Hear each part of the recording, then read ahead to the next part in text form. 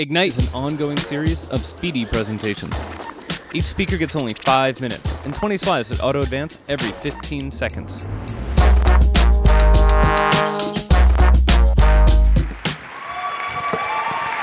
So I'm not here to talk about any of that do-gooder bullshit. I'm talking about defending the indefensible. We have things we know are indefensibly wrong, and our instinct is to try and correct them and fix them, like all of you want to click on Start Presentation to begin this presentation.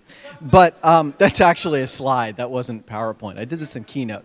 So the thing that I want to share with all of you is the idea that there are things that we think we hate that we don't necessarily have to hate, like Paris Hilton. So you think she's this indefensible scourge, an evil pop culture force, but the truth of the matter is she's far more interesting than you think she is, even with the vapid imagery.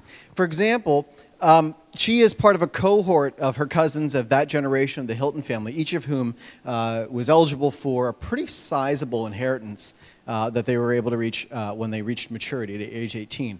She chose to put out a record, which is actually not terrible. The lead single, Stars Are Blind, sounds kind of like a Blondie outtake if Blondie couldn't sing. It could have actually just sounded like unts, unts, unts, unts, and it would have sold just as many copies, but she had the temerity to do something a little bit better. And as a result, she is the only member of her generation, the Hilton family, that is worth more than she inherited at age 18. And as inherited wealth is probably the most destructive force in the history of humanity, that actually means she is the least evil member of her generation of her family.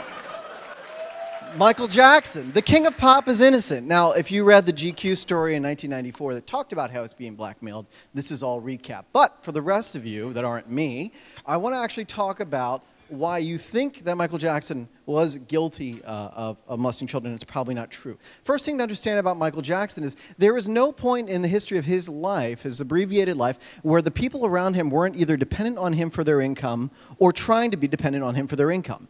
Every single person he ever met, including his family. And this guy's name is Evan Chandler. Evan Chandler is the father of the boy that accused Michael Jackson of molesting him in 1993. There were never any charges filed. And this guy actually had been trying to get Michael Jackson to fund his film, which was Robin Hood Men in Tights. That was the movie that he destroyed Michael Jackson's life for. His co-writer on it went on to be the writer on John Travolta's Battlefield Earth, the Scientology film. So the interesting thing is by the time Michael Jackson died, this information was all out there and it wasn't that interesting. People had decided that they wanted to convict Michael in the court of public opinion. 3 months after Michael Jackson died, Evan Chandler killed himself. And there wasn't any coverage of it, but I thought it was a little interesting coincidence that he was kind of admitting his guilt. Tea partiers. In this room, there's not going to be a lot of sympathy for them. However, I think we should be much more empathetic towards the Tea Partiers. There's a great defense for them. First thing to understand is they are reckoning with change. They're reckoning with massive cultural change.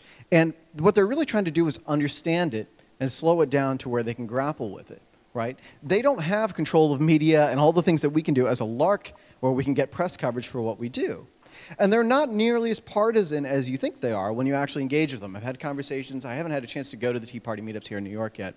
But they really are just afraid of a system that they don't understand, that they feel disenfranchised from.